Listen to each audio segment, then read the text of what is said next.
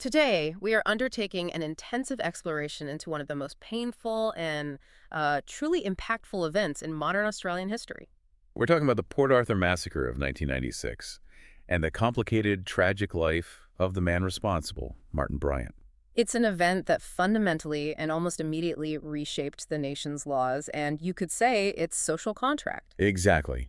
And our purpose here is to really synthesize the vast body of information we have.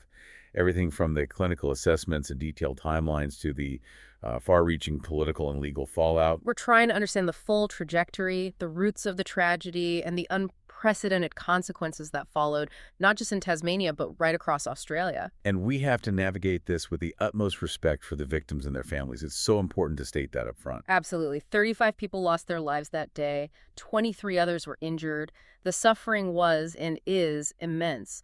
Our discussion has to reflect the gravity of that loss. So we're focusing purely on the facts contained within the extensive records of Bryant's life, the event itself, and the legislative upheaval it caused. These sources give us a rare, if very disturbing look into the long development of a mass killer.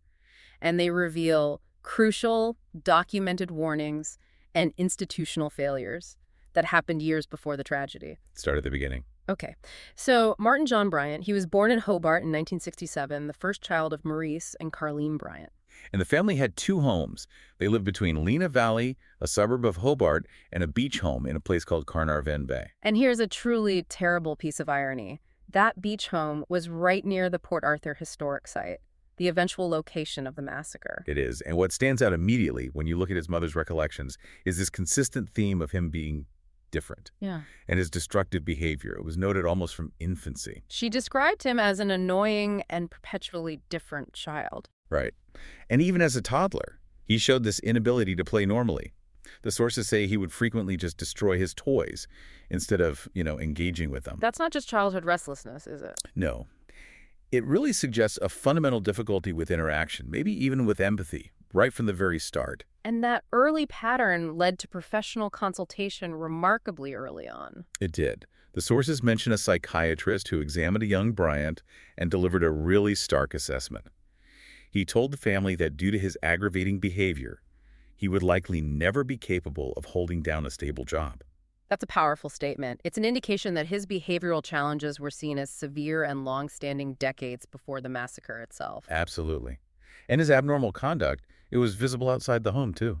Right. Locals recalled several incidents. The sources mention him pulling a snorkel away from another child while they were swimming. And something more indicative of a disregard for others' property. There are records of him deliberately cutting down trees on a neighbor's land, seemingly without any provocation. And then, at age 12, there was that significant firework accident. It was serious enough to require hospitalization at the Royal Hobart Hospital. So these difficulties were, you can imagine, magnified in the academic environment. He started primary school at the Friends School in 1973. And the reports from teachers are universal. They described him as disruptive, sometimes violent, and that he was severely bullied, which often seemed to make his poor conduct even worse. And crucially, the teachers noted something deeper than just bad behavior or social struggles. They described him as distant from reality and consistently unemotional. That detachment, that's a huge red flag in psychological development, isn't it? It is. The inability to properly perceive or respond to emotional cues, either his own or those of other people. It's a profound deficit. And that behavioral deterioration, it escalated sharply in his preteen years. Yes. After a suspension from Newtown Primary School in 1977, psychological assessments revealed some deeply disturbing patterns. Specifically, it was noted that he tortured animals. And while his behavior apparently improved slightly the following year, he continued to show aggression, particularly teasing younger children. So by 1980, he was so profoundly impaired that he was transferred to a special education unit at Newtown High School. And from there, his academic and behavioral slide just continued until he left the system altogether. Which brings us to the complex field of diagnosis, the attempts by professionals to really categorize the nature of his impairment. Right. When he left school in 1983, the process of applying for a disability pension began, and that initiated further and really crucial professional analysis. And there's one psychiatrist note from that time that is just profoundly indicative. It says, cannot read or write. only his parents' efforts that prevent further deterioration. Could be schizophrenic, and parents face a bleak future with him. And the sources confirm a clear intellectual limitation. A post-massacre examination by forensic psychologist Ian Joblin found Bryant to be borderline mentally disabled. He had a measured IQ of 66. Right. And to give that some context, that places him just above the clinical definition of an intellectual disability. It suggests a cognitive capacity that's generally equivalent to that of an 11-year-old child. That's a vital piece of the puzzle. His ability to navigate complex social situations, to understand consequences, or exercise mature judgment was severely compromised. But the clinical picture wasn't simple. And as he awaited trial, the professional opinions varied, which is often the case with complex antisocial behavior. A court-appointed psychiatrist, Ian Sale, offered a multifaceted diagnosis. He suggested a mixture of conduct disorder, attention deficit hyperactivity, and Asperger's syndrome. So let's just quickly unpack that. Conduct disorder involves these repetitive, persistent patterns of behavior where the basic rights of others or major social norms are violated. Which is exactly what we saw with the animal cruelty and the property destruction. Exactly. And Asperger's, which is now considered part of the autism spectrum, speaks to profound difficulties with social interaction, understanding nonverbal cues. This view paints a picture of someone who is both behaviorally aggressive and socially incapable. But then you have the counterpoint, the diagnosis from defense psychiatrist Paul Mullen. Right. Mullen agreed Bryant was socially and intellectually impaired, but his ultimate conclusion differed significantly. He stated Bryant was not mentally ill. He rejected the idea of schizophrenia or a severe mood disorder. Yes, instead labeling him a distressed and disturbed young man.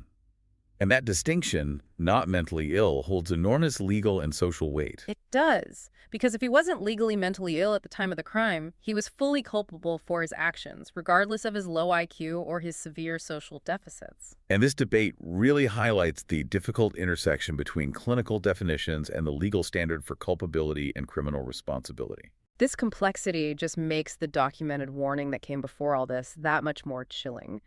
We have to address the explicit note that was attached to his disability pension reassessment paperwork in the 1990s. This document, it should serve as a profound lesson in institutional failure and the danger of dismissing threats. Years before the massacre, the note warned that his parents needed to prevent further deterioration because he was continually threatening violence. And then the explicit quote from Bryant himself, recorded by a professional. He would like to go around shooting people. The ultimate conclusion of that professional assessment was unambiguous. It said it would be unsafe to allow Martin out of his parents' control. The significance here is just immense. Homicidal ideation, the specific method shooting people, and the assessment of extreme danger were all recorded. They were known to the authorities and the medical system years in advance. So the resources and the framework to contain this threat clearly failed. It allowed a known, identified risk factor to continue living unsupervised and unmonitored. And that failure of the institutional system to act on that explicit warning. Well, it leads us directly into the strange circumstances of Bryant's adulthood. This is where he suddenly acquires the means and the opportunity to realize those dark fantasies. How did this intellectually impaired, angry young man gain autonomy and the financial resources he lacked? That connects directly to his unusual and pivotal relationship with Helen Mary Elizabeth Harvey. In early 1987, Bryant was 19. He met Harvey, who was a 54-year-old heiress to the Tattersall's lottery fortune. He was just looking for lawn mowing work. And she took him on, befriended him, and he rapidly became a regular at her vast but severely neglected mansion in Newtown. The sources paint a picture of extraordinary squalor and eccentricity. They do. The mansion housed 14 dogs inside. Yeah. 40 cats living in the garage. This neglect was so severe that in June 1990, health authorities had to intervene. Which resulted in the urgent hospitalization of both Harvey and her elderly mother, Hilza, who died shortly after. The cleanup was massive. Bryant's own father had to take extended leave from his job just to help clear the property, and the RSPCA removed the animals. This whole chaotic event solidified Bryant's position. Harvey, apparently grateful for his help and reliant on his presence, invited him to move in with her. And that cemented their relationship as this unusual, often inappropriate partnership of patronage. And this patronage enabled a life for him that was completely detached from the social consequences of his behavior. Fueled by Harvey's wealth, the spending was incredible. The sources say they purchased over 30 new cars in less than 3 years. They were frequently changing them after just minor issues or dissatisfaction. Their days were spent shopping, having expensive lunches at local restaurants. This extravagance served as a kind of physical shield, ensuring Bryant never had to face the social or economic pressures that might have forced him to, assimilate or seek genuine help. But this environment of unrestrained indulgence only amplified his aggressive tendencies. Yes. In 1991, they moved to a 29-hectare farm called Torresville in a place called Copping, which Harvey purchased. And his behavior there became actively menacing toward the community. The neighbors at Torresville lived in fear. They reported that Bryant constantly carried an air gun, roaming the surrounding properties late at night to shoot at barking dogs. And he even fired it at tourists who dared to stop at a roadside stall to buy apples. The sources make it clear. Residents avoided him at all costs, despite his occasional attempts to appear friendly. So the inherited wealth allowed him to terrorize a community without any real consequence. And this strange, dangerous cohabitation ended abruptly on October 20, 1992. Helen Harvey, aged 59, was killed, along with 2 of her dogs, when her car crossed onto the wrong side of the road and collided violently with an oncoming vehicle. Bryant was a passenger and sustained severe injuries. He was in the hospital for 7 months. Now, the police investigation into the accident was brief, but it was necessary. It was prompted by alarming evidence about Bryant's known habit of lunging for the steering wheel while Harvey was driving. It was a consistent, dangerous behavioral tic. So consistent that Harvey had reportedly told acquaintances she intentionally kept her speed below 60 kilometers per hour, specifically to mitigate the risk of a fatal accident if Bryant grabbed the wheel. And the alleged statement she made to a neighbor is profoundly unsettling. It is.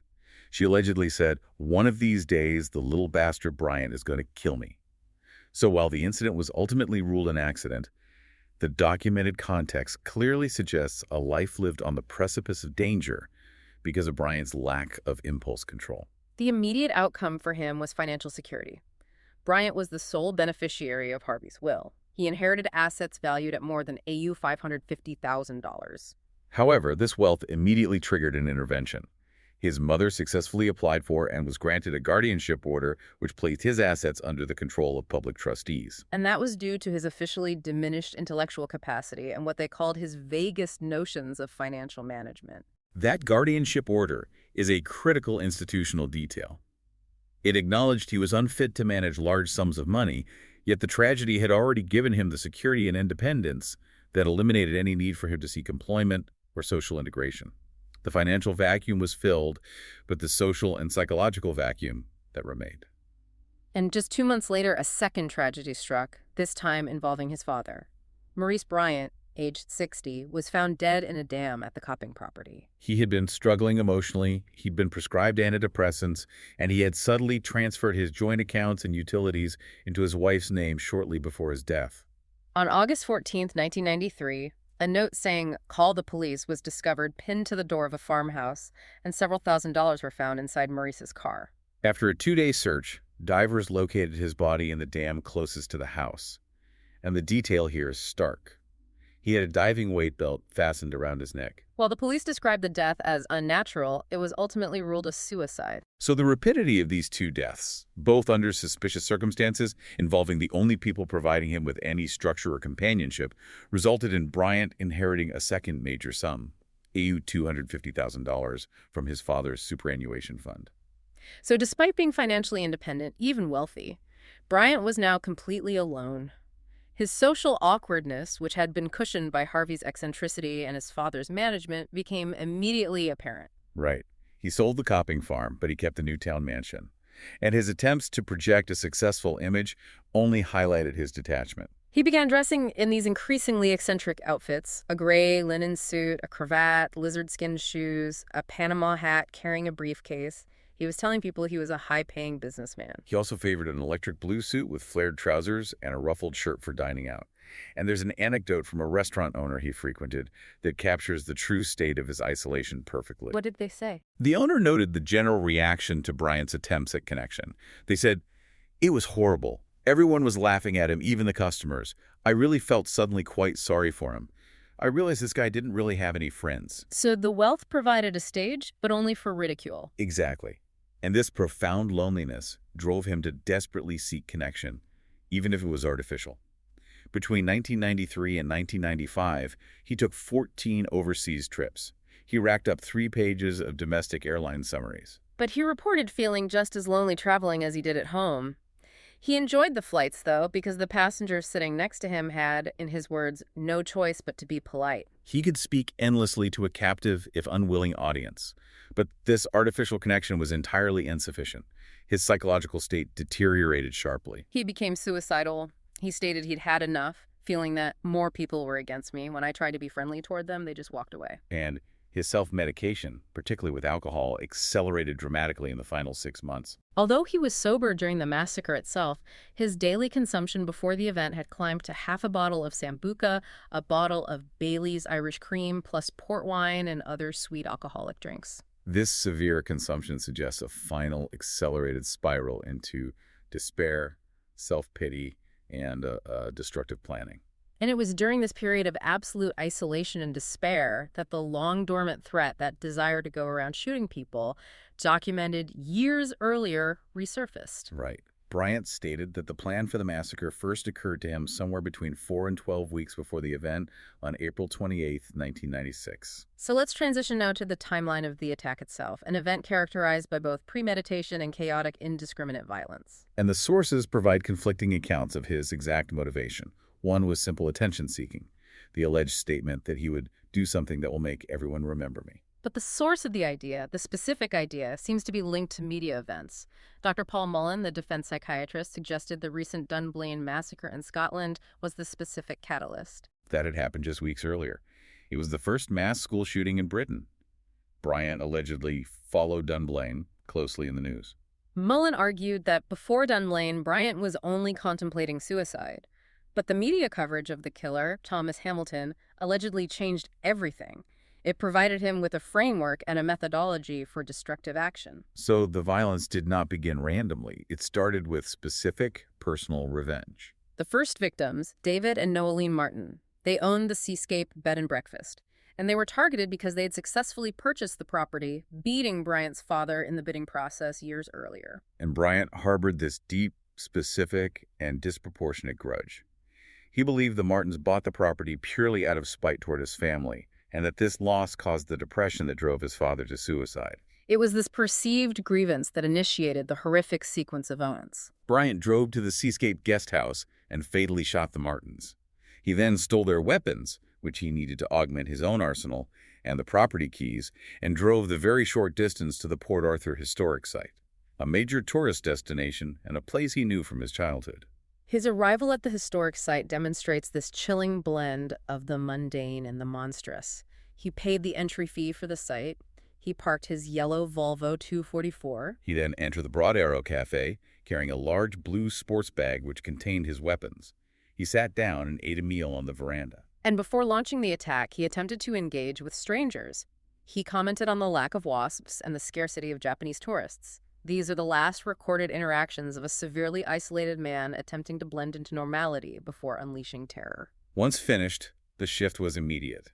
Bryant moved toward the rear of the cafe. He placed a video camera on an empty table, a final nod to that attention-seeking motivation, retrieved his Colt AR-15 SP-1 carbine, a semi-automatic rifle, and began firing from the hip at patrons and staff. The efficiency of the attack is horrifying. It speaks directly to the lethality of the weapon he used. The sources confirmed that within a mere 15 seconds, he fired 17 shots.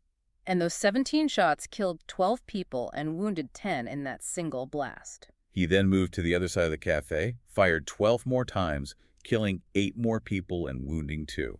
He paused to change magazines, a swift action made possible by the weapon's design, and then he fled. In that single enclosed space, 20 people were killed and 12 were wounded. The sheer, overwhelming, destructive capacity on display here is a critical element in understanding the political response that followed. And the violence didn't end with the cafe attack. It immediately became a protracted rampage. Driving away in his Volvo, Bryant shot at people in the car park and from the moving vehicle, killing an additional 4 people and injuring 6 more. He then drove just 300 meters down the road and stopped. He encountered a woman walking with her 2 young children. He shot and killed the woman and the child she was carrying. The older child attempted to flee, showing desperate courage, but Bryant chased her down and killed her with a single shot. The ruthlessness of targeting a mother and her children just magnified the sense of indiscriminate evil across the entire community. His actions continued to escalate in chaos. He stole a gold BMW 7 Series by killing all 4 of its occupants. A short distance later, he stopped beside a couple in a white Toyota. He forced the male occupant into the boot of the BMW at gunpoint. After closing the boot, he fired 2 shots through the windscreen of the Toyota, killing the female driver. The rampage finally concluded back at the Seascape guest house. Bryant returned, he set the stolen BMW alight, and took his male hostage inside the guest house where the Martins' bodies still lay. So this was the locus of his initial grievance, and this is where the siege began. The police siege lasted 18 agonizing hours. Officers attempted negotiations for most of that time. And his demands were highly specific and unusual. He wanted transport via an Australian Army helicopter to an airport. The sources indicate that communication ended when the battery in the phone he was using died. And crucially, at some point during these negotiations or shortly thereafter, Bryant killed the male hostage inside the house. The siege ended the following morning. Bryant set fire to the guest house, likely attempting to escape amidst the flames and smoke. He was captured as he fled the burning building, suffering burns to his back and buttocks. He was taken immediately to the Royal Hobart Hospital under heavy police guard. And this closed the door on the violence, but opened the long chapter of legal and political fallout. Following his capture and treatment for his injuries, Martin Bryant was judged fit to stand trial. His trial was scheduled for November 1996.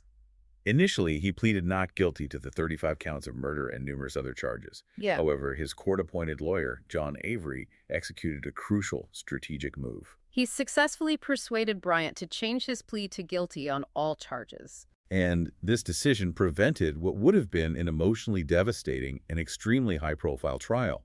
It would have required dozens of victims and witnesses to publicly recount the horrors they had survived or witnessed. It offered a measure of closure, though controversial to the community. The sentence, delivered by Hobart Supreme Court Judge William Cox on November 22, 1996, reflected the staggering scale of the crimes. Bryant was handed 35 life sentences, plus an additional 1,652 years in prison.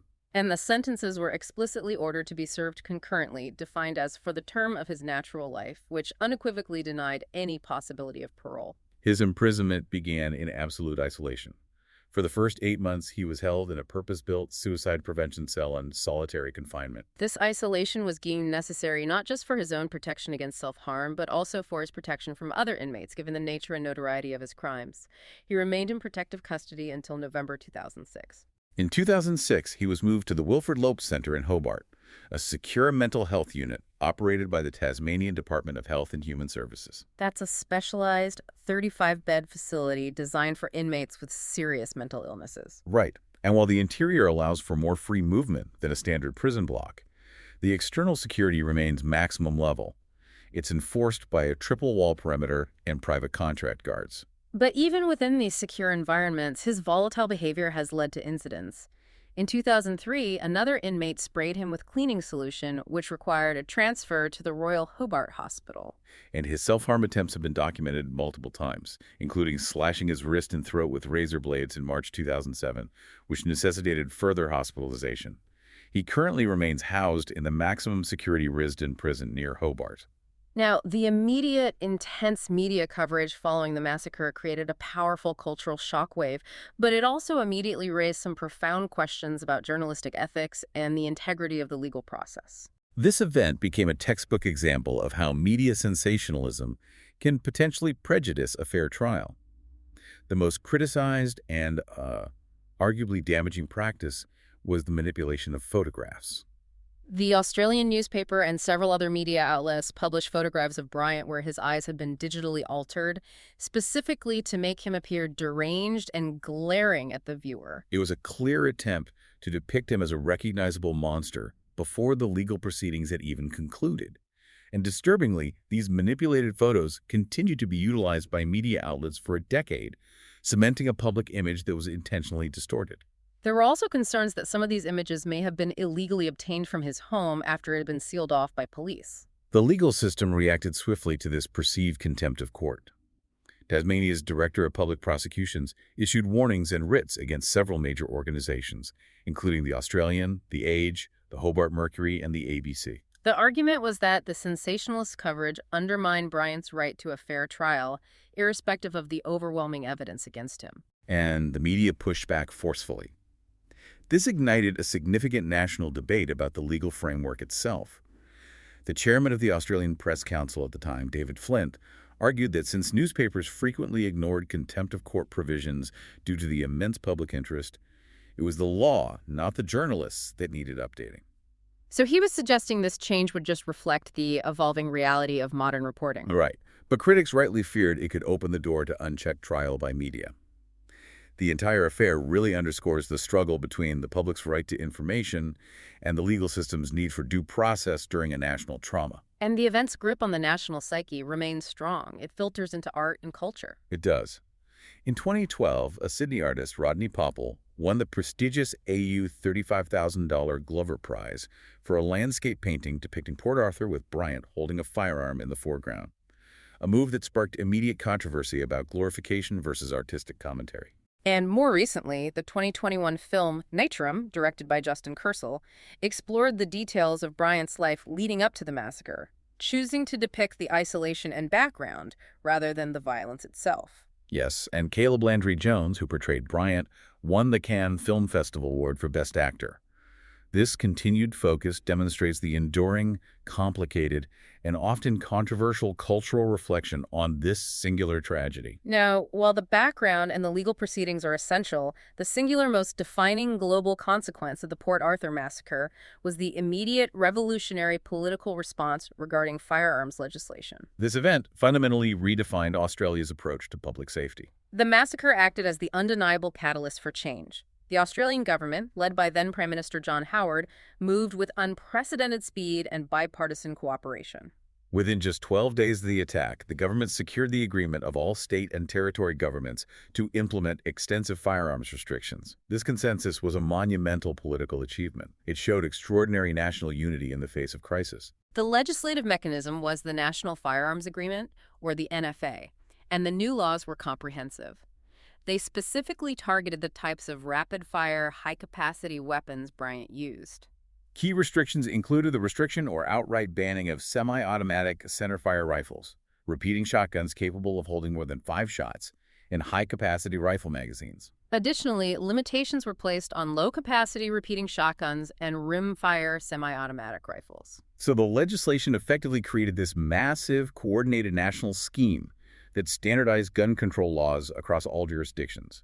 It ended the patchwork of state regulations, which meant the easy availability of the tools used at Port Arthur was drastically curtailed. This action was not without political risk. While public opinion quickly shifted to support the reform, the government faced significant backlash from gun owners and lobby groups, particularly in rural areas where gun ownership was a long-standing cultural tradition. Prime Minister Howard took enormous political capital and put it on the line. He notably participated in public rallies where he faced direct threats and hostility from gun rights activists. But the overwhelming horror of the Port Arthur event provided an ethical and political mandate that just steamrolled most organized opposition, allowing the policy to move forward. The centerpiece of this reform was the compulsory gun buyback and amnesty program. Using funds raised by a temporary levy on Australian citizens, the government funded the purchase of weapons that were surrendered under the new laws. The scale was massive. It was logistically complex. The government collected and subsequently destroyed over 1 million privately owned firearms. And to appreciate the impact, this acquisition amounted to an estimated 1/3 of the entire national stock of firearms in civilian hands. It's virtually unmatched in the history of Western democracies, this rapid, comprehensive, and enduring disarmament following a single event. And the sources confirm the lasting impact. The policy remains overwhelmingly popular decades later and has demonstrably altered the landscape of mass violence in Australia. The speed, the scale, and the political consensus achieved make this a critical case study in how national policy can pivot dramatically when political will aligns with overwhelming societal trauma. So reflecting on the sources we've analyzed, the narrative of Martin Bryant is a tragic study in institutional negligence meeting opportunity. You see this consistent, documented trajectory of a profoundly disturbed individual. Right, marked by early psychological warnings, explicit threats of mass violence recorded years prior, and this confluence of severe severe mental impairment with sudden inherited wealth that stripped away any remaining social structure or accountability. And then the event itself, staggering in its efficiency, facilitated by the easy access to high-capacity weaponry. Yet the ultimate institutional response was one of powerful correction, fundamentally changing national policy almost overnight. And this leads us to our final contemplation for you. The Port Arthur massacre occurred in a geographically isolated location, perpetrated by a deeply isolated individual. In a world plagued by mass violence, why did this specific tragedy, in a single remote Australian town, serve as the definitive tipping point for such comprehensive, politically enduring national reform regarding civil liberties and public safety? Consider the contrast between the documented early failures, the inability of the system to manage the threat of the individual, and the ultimate success of the political system to collectively manage the availability of the means of the attack. What does this tell us about where societies place their priorities and the conditions necessary for rapid structural change? We encourage continued thoughtful exploration of the sources and the history of this tragic day. Thanks for listening. Thank you.